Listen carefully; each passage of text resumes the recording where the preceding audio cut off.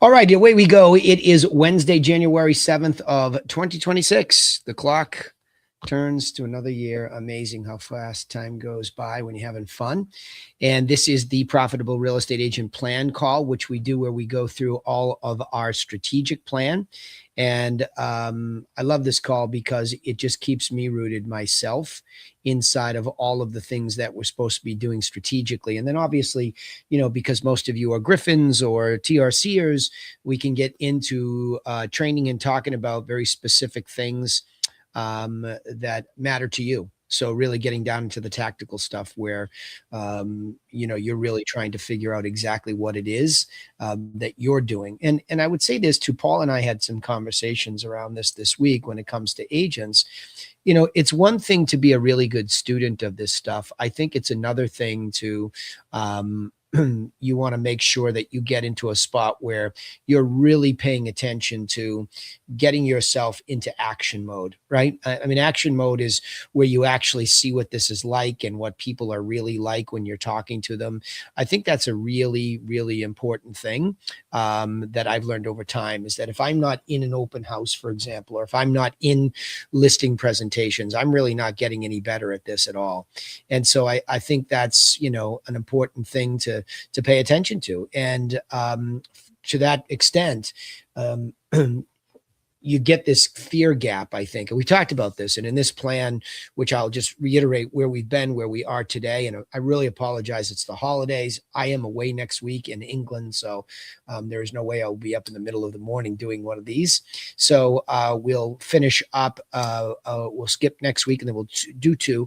And then we'll have a reset. And I might start it sooner than usually the 2-week lapse because we've missed so many weeks. And I don't like to lose momentum because this is training your brain to behave a certain way, which is why I opened up by saying a lot of this is very much the head stuff. And I'm going to give a keynote speech in March where I usually go for the gang up in Metro City where they have a big event. And I told Sarah Corey that I was going to open up absolutely 100% talking about the head stuff. And so the head stuff is really what keeps you from implementing and executing a very simple plan. And it is amazing to me after all these years of coaching, and I'm in my 23rd year of coaching and my 26th or 27th year technically of being a broker. So it's a long time. And I'm still astounded at how powerful our animal brain can be to keep your thermostat set very low, just barely warm. And it's very powerful. And you have to recognize that. So when we go through a course like this, it's important that I remind you it is the operator very much that gets in the way of the execution of a simple plan because the plan itself is simple. After the beating on this plan for all of those years and my obsession to do so and reading books and assimilating information and having refinements done as we go along, it really still comes back to that the thing is just easy. It's easy. I mean, it really is. There's not anybody in here that can't understand what I'm talking about in this 12-step course. But every single one of you, all of my one-on-one coaching clients, anyone I've ever run into is going to have to face the bear every day. And the bear is the battle between the part of your brain that wants to be here tonight and sit here and grind through a learning to get better because there's something better in you. There's definitely a better real estate agent, let alone a better human being, a higher thriving persona. It's there and you know it and we all know it. And that's our burden as humans. We know that. Isn't it a shame sometimes that we're not just animals and we can't just accept being good at hunting and gathering and not really endeavoring to be more? But that's just not us. So we have this dilemma that we have in the background, now the foreground, every time we talk. Okay.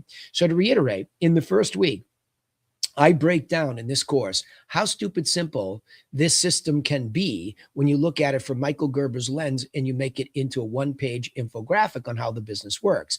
And very oftentimes when I'm coaching anybody, including myself, or I'm working on my business, I get up above the whole business. I don't just sit here and talk about leads or a script. Those are all micro issues inside of a business, for example, those two. I get up above it and I say, like, for example, I'll tell you, I was helping somebody who had an expired listing themselves. Their listing was expiring. And his perception was that, well, this person, didn't say, nope. You got to go all the way back to the beginning of your business and ask yourself, What was the genesis of that lead to prospect? What was the source? In other words, you found this lead, you brought it to this. So you can manage yourself and your business if you understand that model, which I go over in the first week. In the second week, I say, but we're doing this for the money. So let's not be fools and pretend that we're not. This isn't a charity. You want to do something for a charity, not make any money, start a charity. This is a business. And so to bring a profit to a business, which is the title of this course, you have to start with a gross revenue number. And we put that out in the stars. We name it, we make it specific, and we target it. Because what's stunning is that the greatest part of this is the third week, where we teach you that once you set a goal, you can actually let the subconscious mind do a lot of the listening here, the programming at this course, and it will be resourceful enough to keep you on target for that goal. And it will make its adjustments much like a guided missile makes its adjustments on its way to its goal. Then we start to break down and get into the actual business stuff, really at more of almost a tactical level, but it's still a strategic conversation by saying, listen, content is king, okay? And you have to understand in the context of our business, because we are a service business, content is everything to us. But what kind of content? Not some social media dance, with a watch and a fancy car, but more so information that's organized and bundled in what's called an information product to be ready to be given to sellers and buyers. That's week 4. Week 5 talks about how you then are able to articulate how you're going to take someone through a process, which is really a unique selling proposition. See, a lot of people, when we talk about marketing, they don't understand that they have to even make a core piece of content. They don't even understand what a unique selling proposition is or how to demonstrate that. It's not one line that you say, I used to take umbrage with my former, long time ago now, mentor, and I hated this, your home sold guaranteed, or I buy it for cash. I hated it. I thought it was a gimmick. I didn't like it. And it wasn't a unique selling proposition. It was a bait and switch. Whereas I discovered that if we could create an information product that lays out for a seller from start to finish how they're going to sell their house, and the same for a buyer, how they're going to buy a house, then we were demonstrating a unique professionalism by actually being one of the only ones in this competitive environment that does it that way, hence making it unique. So really powerful 1-2 punch on weeks 4 and 5. 6, just because you get all hyped up on this stuff and we get excited and everybody starts to understand it, doesn't mean it's a message to match all the time, right? Message to market match is what you need. In other words, an ideal avatar-like client. Avatar is an ideal depiction. And we talk about what that is. And in our systemology here, what we do is we break that down really to match the financial goal that we've already talked about. What's the fastest path to the financial goal? That starts to define avatar from the demographics. In other words, is it a seller? Demographically, do they own a property in the area you want to do business? And financially, are they a median or at least a close to the median priced property? And we talk about all of that avatar first, the seller avatar, and then the buyer avatar. Then that allows us to be smart by the time we finally arrive at leads. And I can't tell you how often it's actually getting easier, quite frankly, because people are believing that lead generation, which is what the naive, young, or early in the business broker believes is most important. Leads, leads, leads. You wouldn't even know what to do with the amount of leads that you could find on the internet, in this business, elsewhere. You wouldn't even know what to do with them unless you had already defined the avatar, because there's too many of them. I just dealt with another one of my clients, a long-term client, been with me many, many years. And I dealt with him today and talking about his team. And I was just saying, look at, there's no way you're overwhelming a couple of these people with asking them to even dive into a pile of leads because there's too many of them. So the animal brain shuts down. So that's my point. There's too many of them. So why don't we just focus on avatar, the ideal lead, which is a seller at or above the median in the geography we want. Why don't we start there? So that's how we rolled into the lead generation. Now, of course, it doesn't preclude a discussion about buyers. That would be absurd. But where do the best avatar buyers come from? And the answer is certainly not the internet. I think Paul and I also discussed this the other day. There was definitely a window in time where you could get fantastic buyers off the internet because the internet lead capture site was so new. Everybody was using it in excitement. But then all the good smart buyers got burnt out, realizing that everybody was buying their name and their contact information when they opted in. And the best buyers just started to slowly disappear. And these lead generation sites became loaded with whimsical increase from people that aren't really even serious about buying. And when they were, most of the time that they were below the median price. I'm not saying that you can't make money above, but it's much more difficult. So that's chapter number 7 in this course is extremely important in the discussion, but more so that it took 6 weeks to arrive at it intelligently so that you're set up there. Then obviously scripts. I mean, people, I can't tell you how many telemarketers, when we're recruiting them, we say to them, well, did you have a script? Well, they gave me something, then I made it my own. And that's how scary it is that businesses leave the articulation of a unique selling proposition up to somebody's human discretion that has no idea and is not anybody well studied at this level that they would know why. So you have to write these scripts, and they have to be rooted in real human laws of influence. Because again, I'll repeat, just because you discover a really good, unique way of doing business does not mean it's effective unless you learn how to articulate it. And I've been listening to recorded calls for the better part of, let me think, I probably started listening to them in a coaching capacity. I started doing them in 2001, 2002. I started coaching them really between 2003, 2006. I say because formally I started as a coach in 2006, but I was a volunteer coach before that. So think about how many years of phone calls I've listened to, thinking about how many scripts I've had to consider and ask myself whether they were strategically attracting the right avatar. So I've had an enormous amount of experience doing that. And I'm telling you, I would personally never try to speak to somebody without a scripted performance. So for me, that these days, that's definitely my script in an open house and my scripted way that I would go about my listing presentation in a house. And of course, a buyer presentation too, when I'm in those open houses. But scripts are everything. And then that's going to work. How about that? That's just going to work. If you can find the head stuff to maintain the discipline that it takes to execute this stuff against the animal brain that tells you not to do any of it, right? If you can discipline and win, you're going to create a contact who is now a prospect. That's the first step from lead to prospect, somebody that you know why they're doing it, and it's a real why. You know that they're motivated on a scale of 9 to 10. They can kind of see themselves doing that inside the next 12 months. And more importantly, they've accepted your unique way of doing business, which is giving them information, keeping up with that. And then you'll have to continue that to protect them. And the crazy irony about prospects is you just don't need that many of them to be successful. But if you don't put them up on a scoreboard, and all of you, like I said, most of you are intimately part of the group. So you have the Contact Pipeline Manager, which was designed to show money attached to prospects, which relates back to the financial goals. Duh, right? Like I say that because I'm saying, can you believe it's that simple? But it is. And that leads to tonight. After all of this work and all of this understanding and all of this caring for these prospects against these wolves, what does it look like when you onboard a listing? What does it look like when you onboard a buyer? And they're very different. So I'm going to talk about them both tonight. From the previous courses, I've combined these two. So I have to go through 2 slideshows, and I will go through them. And at the end of them, we will talk about it. But that's how much work strategically it takes to think properly about how you arrive at these moments in a business much more properly, and it begins to deliver you a very strategic result. I am more than happy to have been the crash test dummy for this whole systematic approach.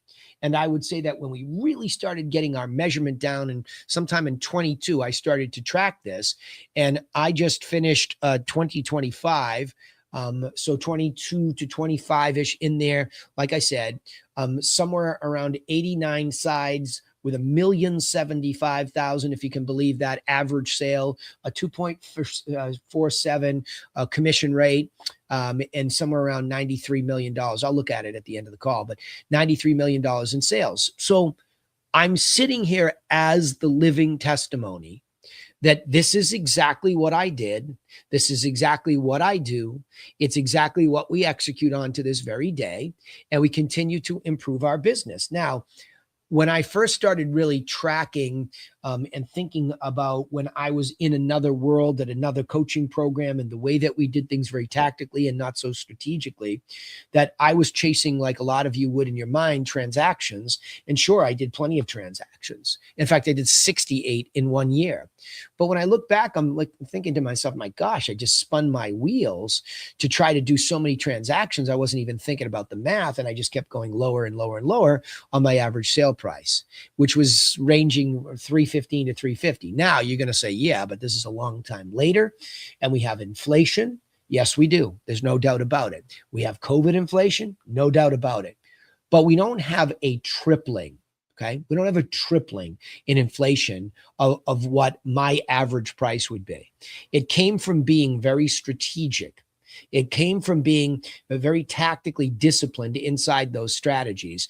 And I'm very disciplined to this day because of it. And thanks to this course and thanks to you all as the backdrop. And I can only beg you to copy me, because you will get in your own way, your own special result. And it won't necessarily be $1,075,000 average sale. That's not the point.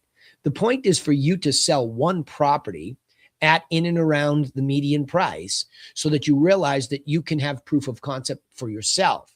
Again, I could parade all sorts of people through here showing you, from a client standpoint, Grant Van Dyke, Lee Stillwell probably being two of the best, Roberto Gonzalez, also affectionately known as Bobby Elon, being one of the newer ones, executing the plan and getting the result. And then the whole youth movement in this group, from Danielle Gonzalez now to Annabelle being one of our, now we probably have to graduate her up to a junior in college now, Luke Kraus, all of them, when they execute, they also get the same result. So those are different locations. Those are different age brackets of people. So it is, this system doesn't discriminate based on your experience, your age, your geography. It doesn't discriminate.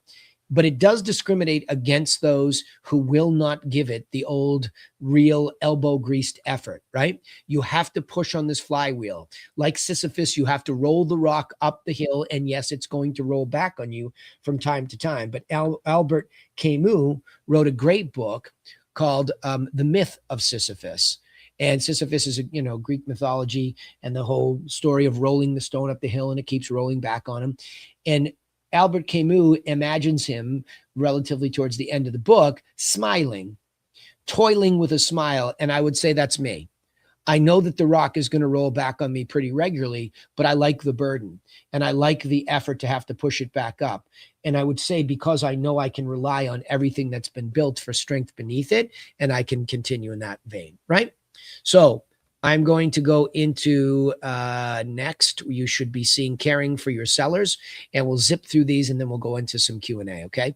And a reminder, I am not here next week. I am in England, and the time zone difference is too big of a difference to do this call. So we will skip next week, and then we'll pop through a couple, and I'll probably take a shorter break between the two, a week, and then we'll be back at it, okay? All right, so let us do the slideshow instead. Okay, Caring for Your Sellers. So how do you introduce yourself professionally to sellers? So as you're getting into this client care thing, again, like I said, when I'm coaching, I take you back a little bit. I don't just bring you tactically right into that piece of the assembly line. So that's what I'm doing here. The best beginning to a relationship with a seller is to what? Give away your best what to do information for free. So in this 12-step course, what does that relate to? It relates to the seller package, right? That's what it relates to. It relates to giving that away for free. Now, of course, we might be mailing that, so it would look a little bit differently from handing it to somebody. So, but again, that is my best what to do information for free. And I make that distinction because I remember learning this marketing concept, watching a lot of the picks and shovels salespeople, I would say, like the Brendan Burchards, the Frank Kerns, and, I forgot so many of their names now, all Dan Kennedy disciples who were selling the way to do it. They were saying, okay, here's what you do to get this. But then they would upsell you how to do it if you joined their coaching program for $2,500, right? So, and then there was another upsell from that, all Dan Kennedy funnel upsell stuff. And hopefully, if they were honest people, that funnel did add more value as you went up. So we're copying that, right? We're giving away our best what to do information for free. So the real core of that is the seller and the buyer plan, right? Those are the two things that we're giving away that guide them. In this case, it's a 7 steps to sell your home. Here's what to do. Now, whether you're going to do that with or without me is irrelevant at that moment, because this is a unique selling proposition information product, right? In other words, I'm going to be unique by proposing to give you a free information product that includes at its base a plan. Here's a plan. If you never talk to me again, here's what to do. And I'm giving it to you for free. And that's an incredibly important point to say that's the way you're starting with somebody, right? You're starting a relationship off by being professional above and beyond everybody else by giving something free, which makes you unique, right? So what are the benefits of giving to the sellers? Well, when you give away your best information for free, you do what? You empower the seller and you open up a competitionless lane. So very quickly, very early on, when you're trying to prospect one of these sellers and set them up to become your client properly, because it's going to work. They're going to become your clients. So you're going to get these people. But if you have involved them in this co-created relationship, you gave it to them, they involved themselves in reading it or consuming it to whatever level, you've empowered them. Okay. And when you do that, instead of being like everybody else who's trying to take their business, you're trying to magnetically attract their business. There is a massive difference. I'm not saying you're getting rid of your competition. I'm just saying you're doing it so differently. You're in a lane over here that's competitionless, where everybody else is, oh, my resume and my company and, my website, they're all saying the same things, right? It sounds just all repetitive. So nothing's being said that's different, right? So now let's just say we've set them up with all that plan. That's going to make your future, when I ask you, how do you set yourself up for a clear listing and selling process? Well, it's best to chunk up your steps and educate the seller that you'll be following that exact process and reviewing it with them all along the way. So we gave it to them when we turned them from lead to prospect. They digest it. We continue to give them insightful information around it. But then we make them this promise that, listen, when you become my client, this is the 7-step plan I'm going to be going through. I'm still surprised at how many of my one-on-one coaching members don't discipline themselves to slow down and really articulate that, but really take a beat to have them understand this is why we don't wing listing presentations. We don't wing it, because you're going in there to make them a promise about a process, and a 7-step process at that you're going to be taking them through. And this is exactly what's going to happen when you give me this listing, right? We've sat here. We've already started to talk about pricing it right. We've even done a net sheet. I've told you do this to condition it and don't do that. I've told you move this furniture out, move this furniture here, right? And then I've told you the 3 steps to marketing that are going to lead to me getting, into the push marketing, especially with open houses. This is really what we're going to do right along the way. And so you're making this promise to them of how you're going to behave. So now they become your client. So how detailed and organized is that onboarding process? Because now it does get pretty tactical, right? Because now you have to do all the hard stuff with, putting all the little micro details into the MLS and all of that stuff, right? So, but if you're establishing a very transparent checklisted process for onboarding a listing, and including the seller is critical, because people will support what they help create. I keep forgetting to fix these slides, right? So the point is, if I tell you, okay, in my case, it's Laura, because my business is chopped up into people now. But originally, I had a multi-step process for the minute they went from a prospect to a client. And I was transparent with that to say, here are all the things we are going to do, so that you need to, know this.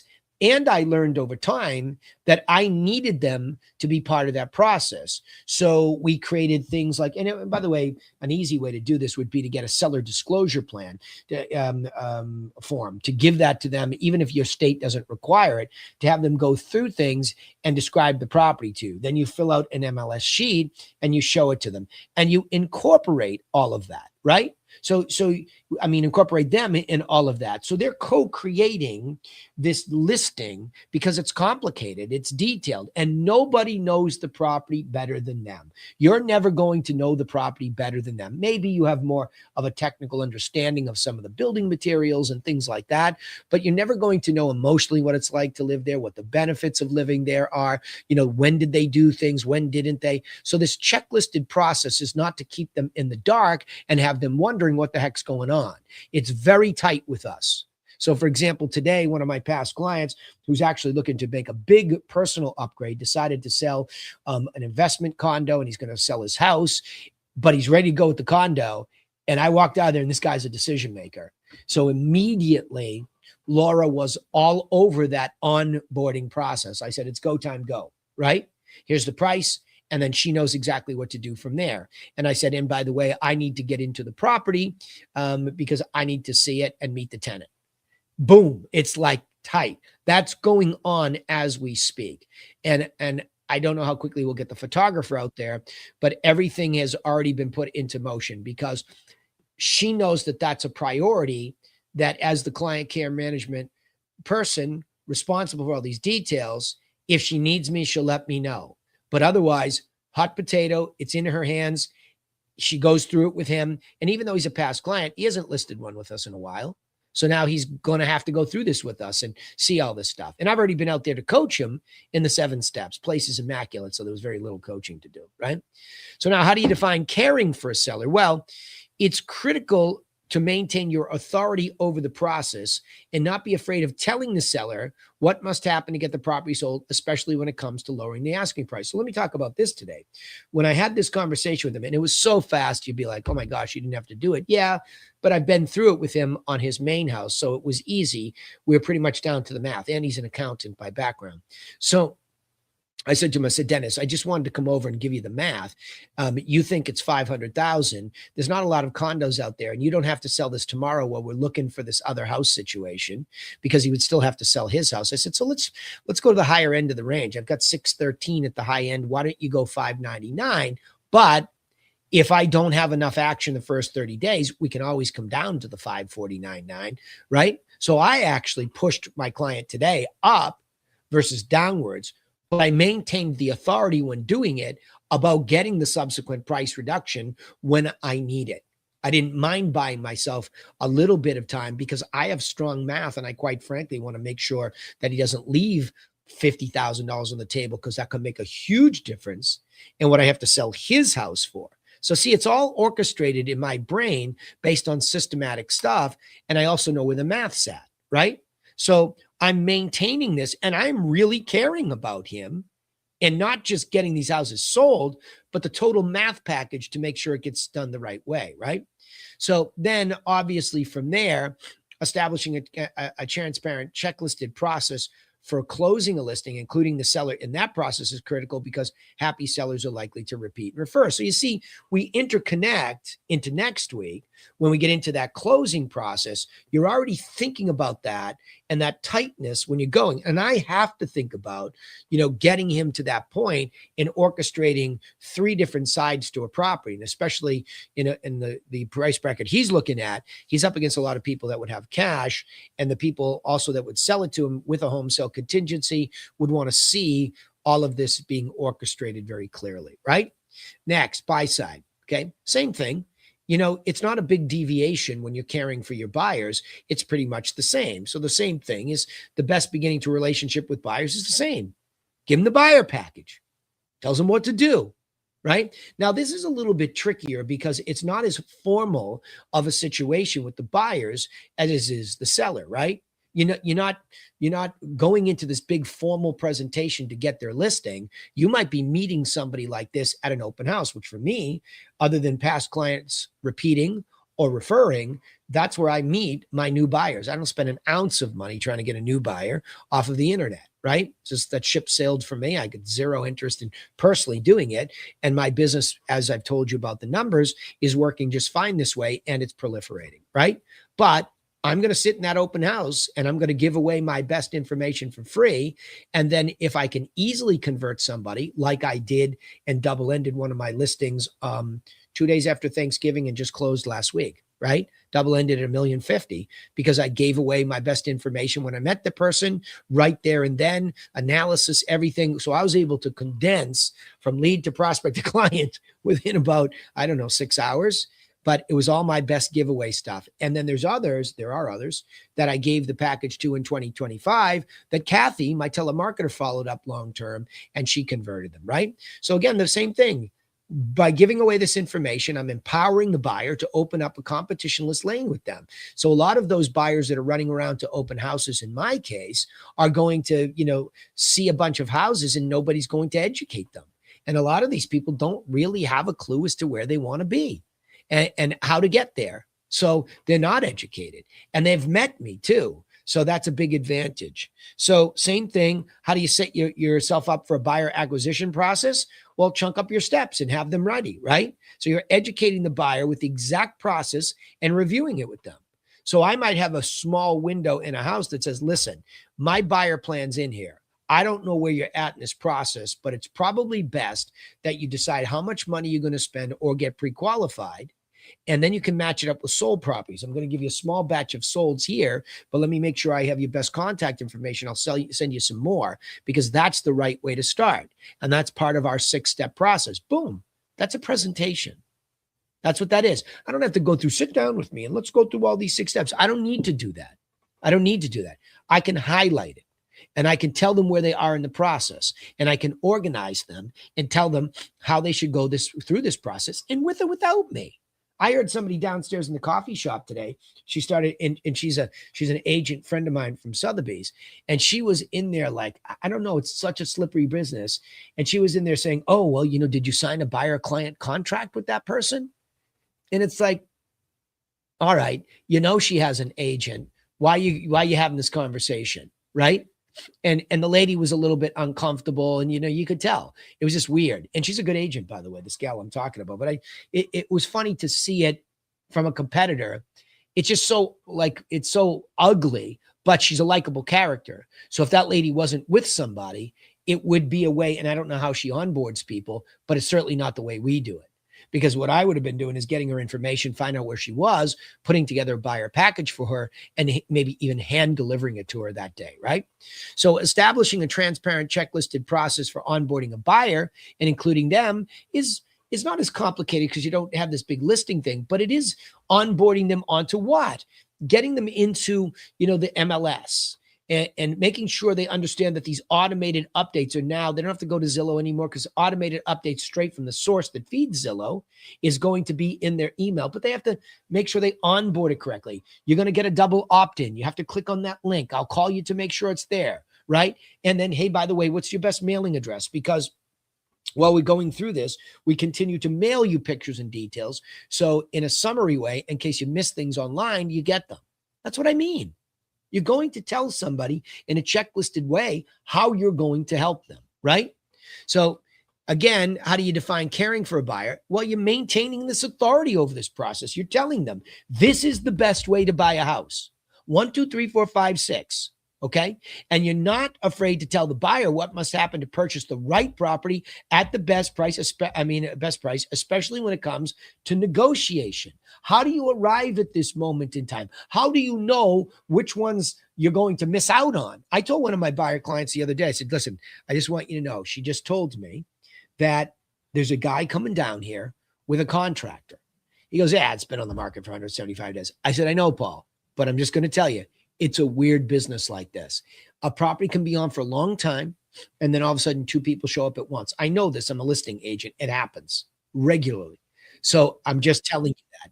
I don't think we should do anything else. And if there's a bidding war, we shouldn't chase this one. Let's try to figure out a number, and let's stay to that number. And if we don't get it, let's move on. So we made a $3.2 million offer, a huge number for this house that needed a lot of work. I always felt like it was a good deal. It's kind of what he wanted, but I didn't love it. And so we went hard at 3.2, stopped.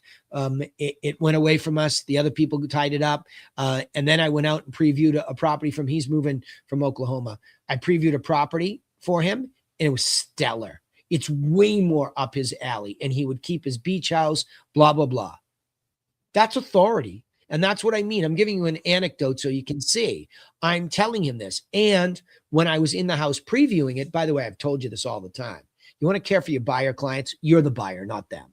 So the minute they asked about this property, Laura, book it, I went and saw it. I took all my videos, I saw it, I previewed it, I saved them the time by seeing it. And this one, like, yep, you got to see this one. This is right up your alley. Here's what it is. It's different from this other property. I am the authority, so much so that I'm actually acting as if I'm the buyer. And the one in Plymouth, Massachusetts, think home of the Pilgrims, right? I went to that one too first and had a big walkthrough in a tour. So I'm like a scout, but I'm also scouting out what's happening for him when it comes to like how many offers, did anything happen? And when I'm alone with the broker, sometimes they're more forthcoming with me. So I already know exactly, and plus I know this broker. I know exactly where the deal's at, and he loves that, right? Because he comes in and he's not anxious about what's going to happen, so he knows what it's going to look like to negotiate the price and terms, right? So same thing too. You have to really, really transparently walk a buyer through things, especially when they have a sell by. And I have multiple people. I sold him something, which I neglected to mention 2 years ago, and he's done a fantastic job. And the neighbor is a nightmare, and that's why he's selling it. But we got such a good deal on that one. I told him at the time, listen to me, pay full price of this tonight, tie it up, and he did. And I think we instantly made about $250,000 to $300,000, and now that's coming to fruition. So I have acted as his buyer authority multiple times, telling him what I thought. Now, again, you might be intimidated. You might say, yeah, Danny, but that's you after all these years. Yes, you're right. Some of that's true. However, in either of those situations, you would find that I did an analysis on the property. I didn't just say those things.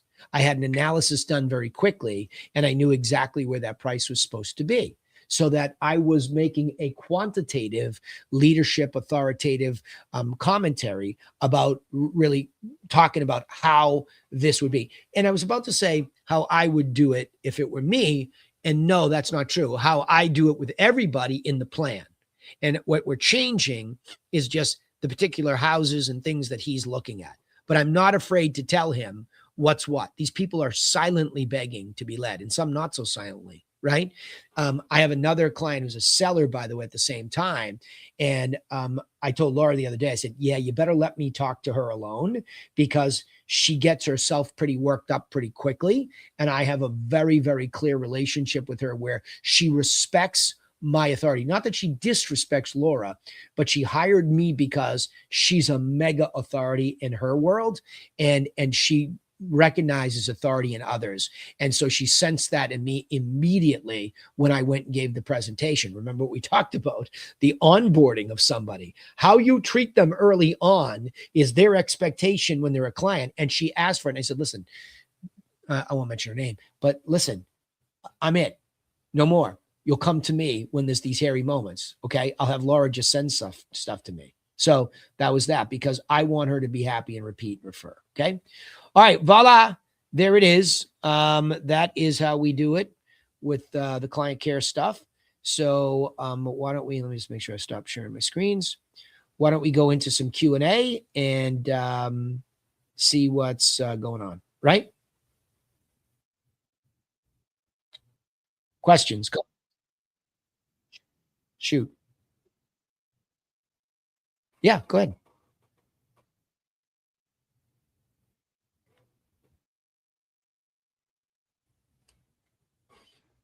Yep.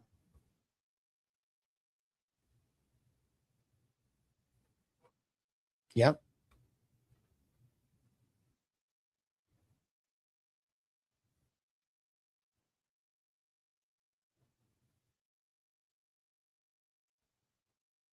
Mhm.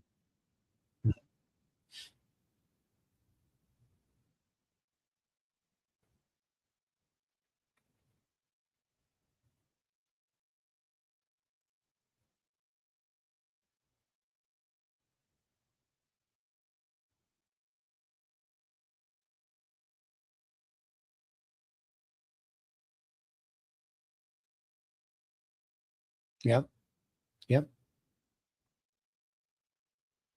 Sure.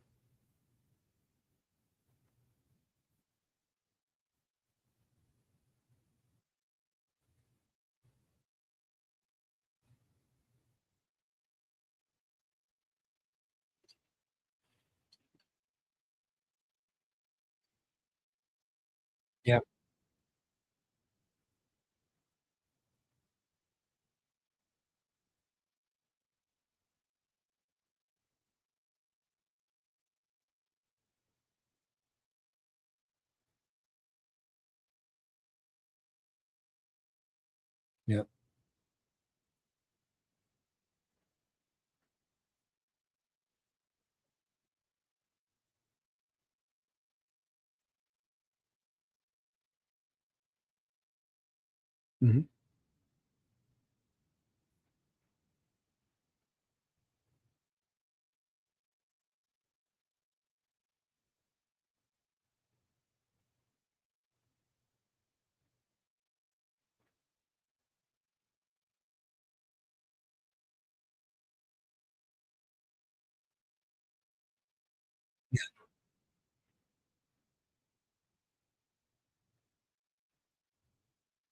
Yeah.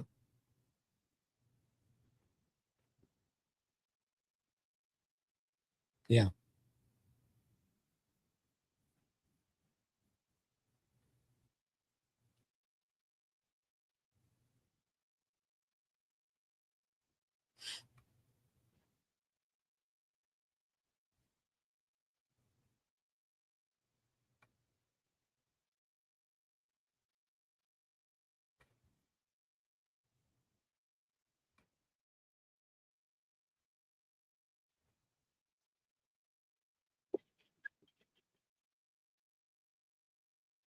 Mhm.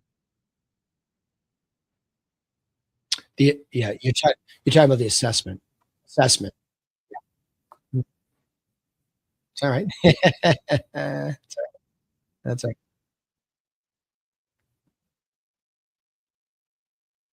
What do you mean they go back 3 years? Help me understand what you're saying, because an assessed value is a lagging you're right, it's a lagging indicator of value, but it gets reassessed in the town of Barnstable, the city of Boston each year. In Seattle, it's a new number each year. Yes or no? Every year. Yeah. Okay. So it's the same. It's supposed to be the same everywhere because they're supposed to approximate what a ready, willing, and able as a federal mandate. All of these municipalities are supposed to approximate what a ready, willing, and able buyer would have to pay. So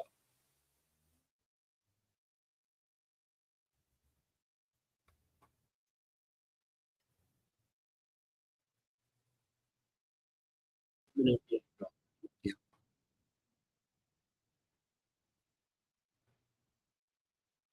Well, I don't agree with you. See, so this is what I'm trying to get to. What I would do is just look at you don't know whether it's going to help you make the case for what you're trying to say or not until you do it. So the order of things, Paul, that I recommend to anybody, because it happens to us too.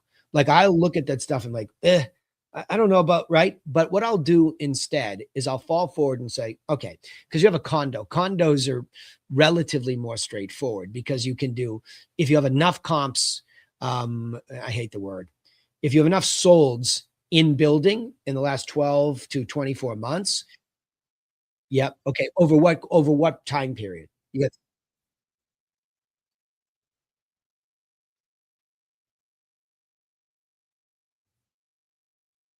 yeah, yeah, yeah,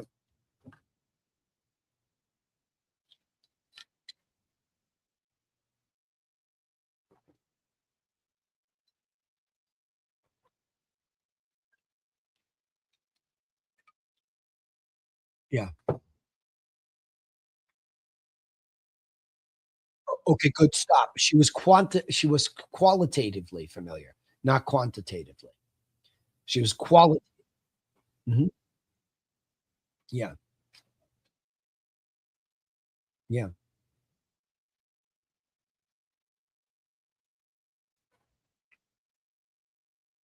Mhm.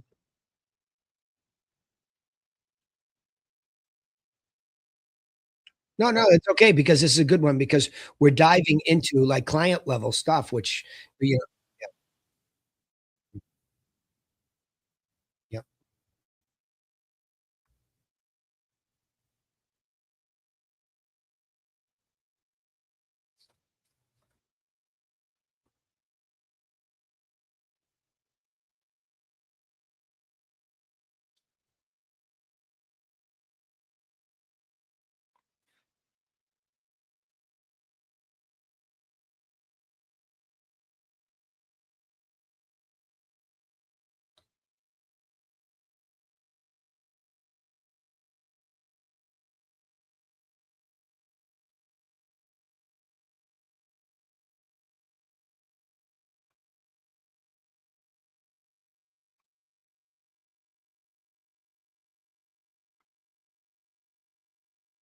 Well, again, you're saying that I can't agree. Yeah, I know, but let me take the counterpoint anyway. I'm gonna take the counterpoint anyway to make a point, okay? So, what he's talking about is an analysis like this, if you're not getting the reference, okay? This is quantitative. So there's 2 ways to when you're going to a listing and you're trying to turn them into a client and you're educating a prospect, you're looking at relative analysis, okay? So it's very important to say, in his case, the most important thing would be if I had those 3 solds at 330, 330, 330, and I had their assessed values, what I should see if she's actually really worth 4 and a quarter, whatever the number was, if she's really worth 4 and a quarter, the 330 solds should tell me that, because they should tell me that based on a premium to the assessed value. So in other words, let's say all 330s had a similar assessed value, but hers was higher because she had more square footage. Because she's making the case, yeah, they're smaller, they're this, especially if they're smaller. Because with condos, it's very, very heavily weighted on, a lot of it's weighted on qualitatively. Does it have views? Is the sunny side? That's qualitative, but there's still quantitative stuff when it comes to configuration and size, and it can still make his case for him, is what I'm trying to say. So it's still worth going back in because you're biasing yourself, because we're not our brain. Well, let me just finish. My brain, your brain, our brains are used to, we've been trained to go qualitatively, right? So who cares? Especially if you knew she was a bear, it's more about us sticking to our guns. We can make adjustments on the fly and say, listen, I'm looking at my relative analysis, and now that I'm here, quantitatively, it still makes the case. Those 330s actually help you, and they would help me sell it. Why? Because at 330, they're selling to a premium of, say, 25% to their assessed values. If I take your assessed value times 25%, it's not quite where you want it to be, but it's not far off. So if that was the story, absolutely 100% irrelevant. But if you give away all that authority because you don't do them, because you're telling yourself just the qualitative part, that's why we're not as good as we could be when we only do qualitative. And every agent you're up against can do qualitative. Then it becomes a game of who she likes. So there's no differentiation.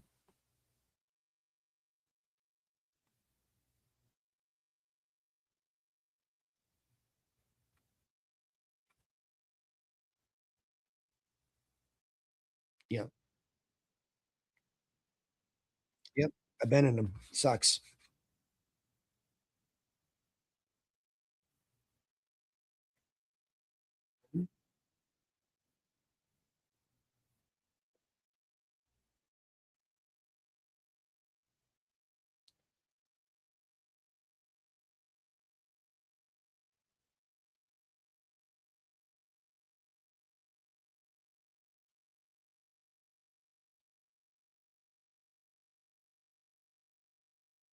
Yeah.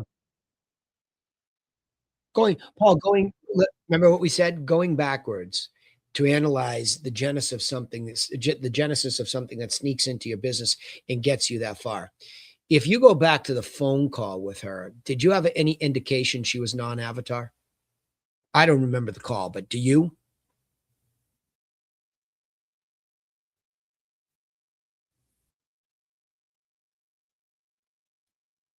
Yeah. Well, I probably liked your tactics.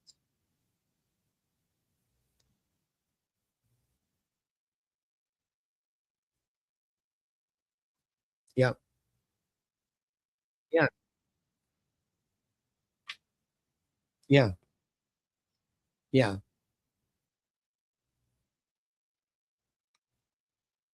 Right. Well, I think the point is, yeah, right. I think the point is she's non-avatar, and I think going forward, that's what I mean. You're a guy who actually does what I ask him to do, so you do it, so you have experience.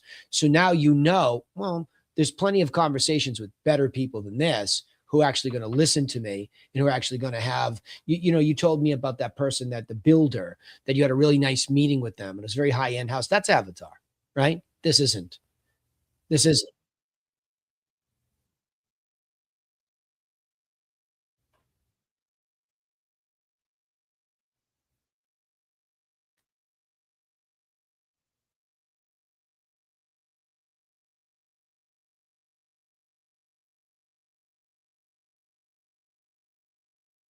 Yeah.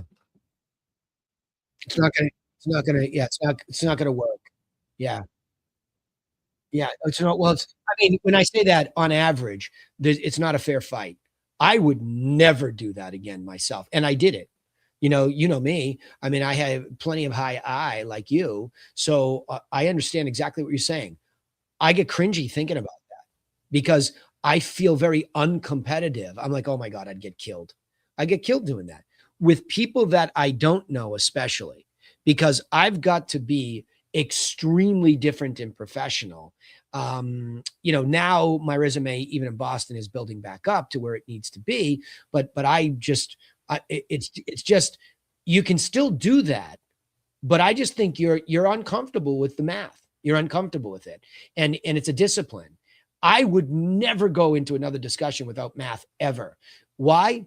Because I see what it does for them. It's not so much for me. It's very clear where the math is and it doesn't lie at the end of the day, but it's very empowering to them. And it gives me a real reaction as to whether they're understanding it or not. But otherwise, I just think you're in a personality contest. I just don't want to be in that business. I don't want to be in that business. I don't want to be in the personality contest business. It's a slippery slope. It's not as predictable as a balance of that plus quantitative. Nobody's saying don't. Yeah,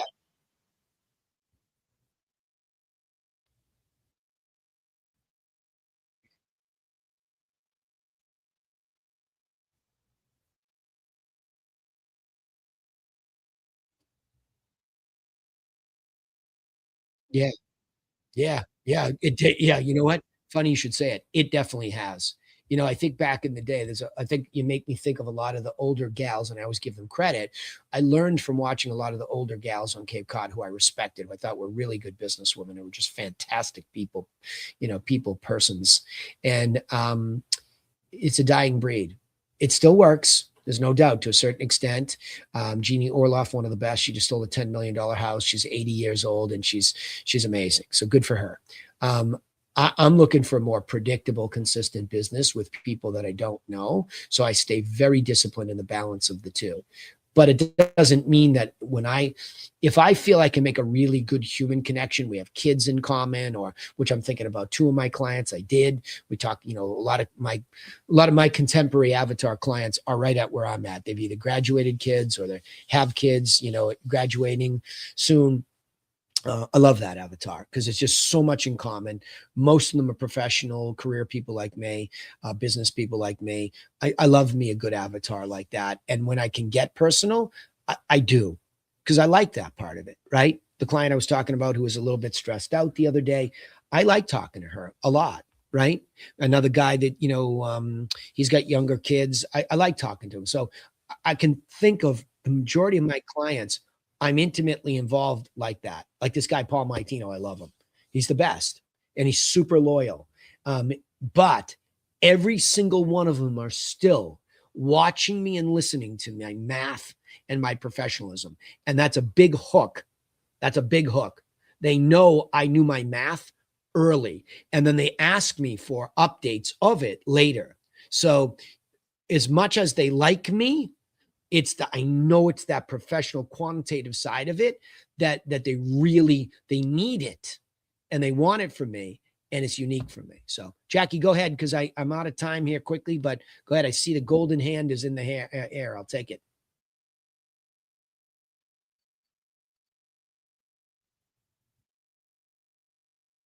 Yep.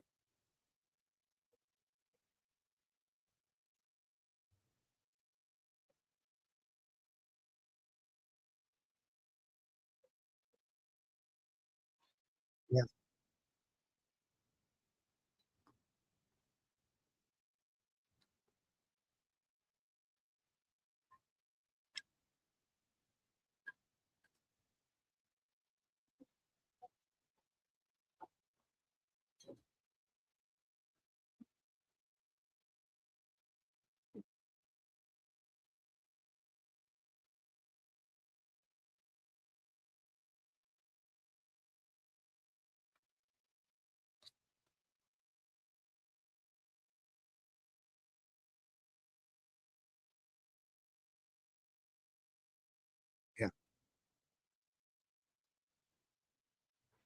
Yeah, well, that's if you face to face. Yeah, that's if you face to face. So what I would weigh in is I wouldn't go there unless I was face to face, right? But the seller qualifying questionnaire does, Jackie, you know, provoke that a little bit, right? Not it's not very specific. It just did you get offers or what happened? I might ask that on the phone of somebody. So sometimes if Kathy wants me to talk to somebody after I've driven by the house because they don't live on the Cape or they're not local in Boston, I might get on and say, looks like that looks like a winner. What happened? How far'd you get? Right? Said, "I know I sent you the plan. Did you get as far as the feedback stage? Like, were people coming and going, showings?" "Well, no, not really." "Okay, well, that's a problem." So you don't really know what the market was saying. I can't tell you whether it's a marketing issue, but we're very big on these push marketings, and, if I did it, I'd have to get in there for open houses, right?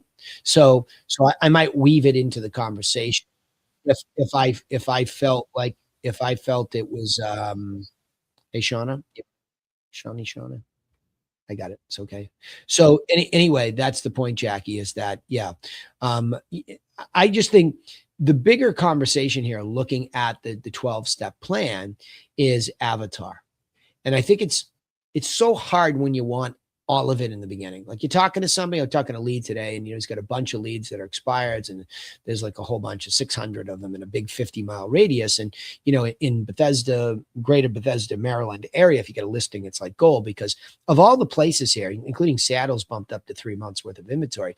Bethesda's been the tightest. So you tend to, the tighter you feel, the fewer leads you feel like are accessible, you push a little bit. But what happens over time pretty quickly is if you get enough conversations going with people, you start to recognize what avatar is. And as long as you all are good stewards of protecting your prospects, meaning once that good prospect is made, put them up in the contact pipeline manager, staring at them, babysitting them, making sure you're still in relationship, you're probably going to get a little bit more judicious on who you allow to become a prospect and then ultimately a client, right? You just because you feel a sense of plenty. You're not in that sense of scarcity, so you gain that confidence, right? So you're absolutely right on both of you, him too. You guys are absolutely right on everything you're saying. I'm just telling you what I learned, especially over the last 5 to 6 years. As my kids got out of the house and I had more time to drive back and forth to build my book in Boston, even though we were doing business with my brother, I wasn't doing it.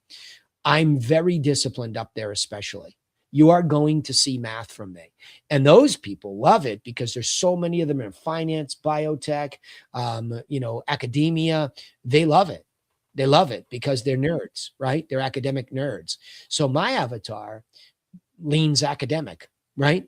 They have a decent academic background and they love the effort to see this because they've never seen it before. But see, everybody else can come in and talk qualitative, right?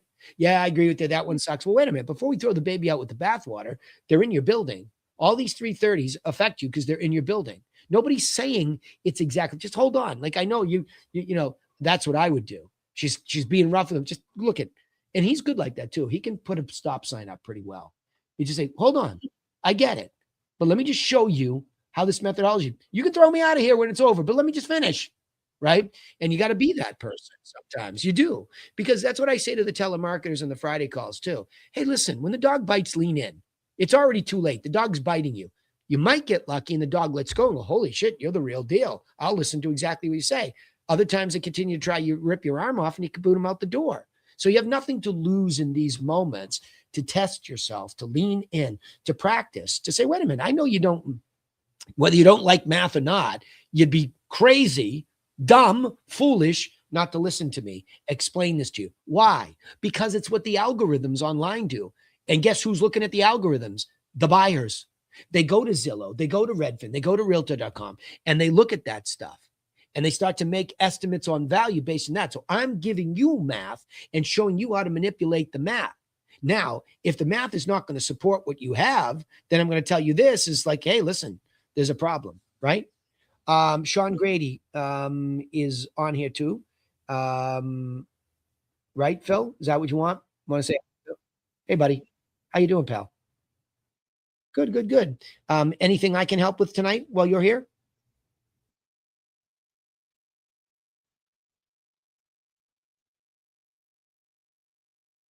Yeah, cool. Love it. Yeah, it's if you want to, chip away, I'm not gonna tell you to go to the gym and start listening to Danny Griffin playlists, but but I will put yeah, yeah. Well, I'll tell you guys a funny story in a second about a guy from New York, but I'm gonna put it Sean, let me put this in, and Phil, grab this too. I started to organize yeah. Here you go. There's the playlist, boys, in there, for this course that I've been trying to clean up those playlists on YouTube, but if Sean, if you wanna go listen to some of the other topics that go with it, they're in there, okay? So, you can catch up, because unfortunately, it's weird. We got the holidays, we got this, and Phil, I know I owe you and the boys, a conversation. We have to have it before the week's out because I'm all screwed up next week in, England. So, um yeah, but take a listen to some of those things too. But I would recommend the call if you want to cheat, Sean, go to the one about the mindset. Okay, go to that one. It's a really, really important one, and I'm going to lead our conversations anyway with that. So I think if you wanted to listen to something prior to catching up with me a little bit more personally, go listen to that one. Right. And that is what week is that? That's week 3 these days. Okay. It's called Mindset, Bulletproof Your Profitable Agent Self Image, right? That's a good one. Okay. Anything real quick? Because I hate to take you guys overtime, but I started a little bit late. Yeah. So, no,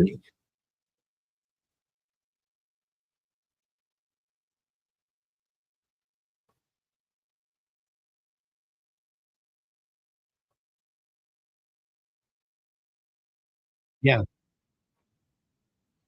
Yeah.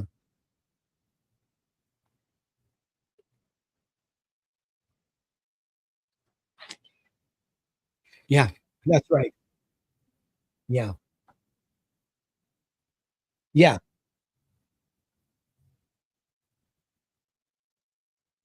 Yeah.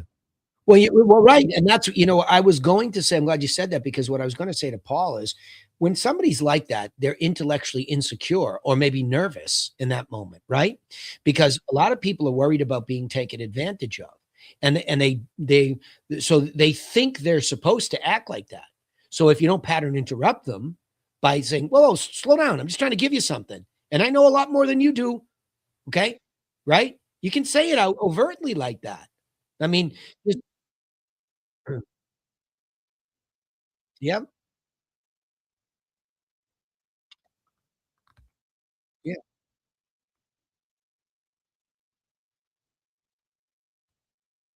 Yeah. Yeah. Yeah. Yeah, you don't do this every day. I do, and I've spent the better part of, you could say, I've spent the better part of my weeks learning about this stuff, and you haven't. And so you can throw it out the door, but do me a favor, right? Be intellectually open. That kills them, right? That kills. Be intellectually open for 5 minutes. So let me tell you what I know. Now, if you think it's ridiculous, then throw it out and I'll leave. Right? And that's what I mean by lean in when the dog bites because it's good practice for you. You gain confidence because most of the time you're not going to do business with that person, but you're going to learn how to lean in and advocate for what you know and to demonstrate what you know, right? So, but again, what my bigger conversation with Paul was, don't talk yourself out of sticking to the formula no matter what. Always go with the math. You might make adjustments, the math might not work. There's sometimes, Shauna, when I have math, it doesn't work. And I'm like, something's off here because you added this and my math looks ugly. Let me go down into the qualitative things. Let me look. See this one that sold for 375? That is bigger than the 330s. It's a little bit smaller than yours. You have a better view. So I might take a data point, still saying the math, that singular number, right? That one. I might not have the whole 5 or 6 things. I might have just that one, right?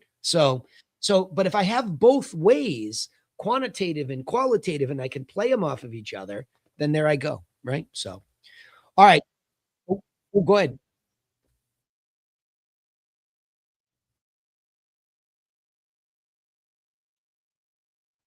You too. The click, yeah, click the link that I just put in there.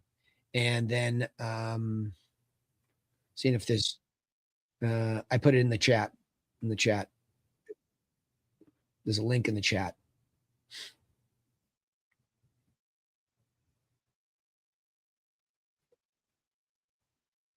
Yeah. These things get recorded through StreamYard straight to YouTube. So they go there as lives. I'm trying to do a better job of showing them. So yep, that's okay. There it is. It's all good.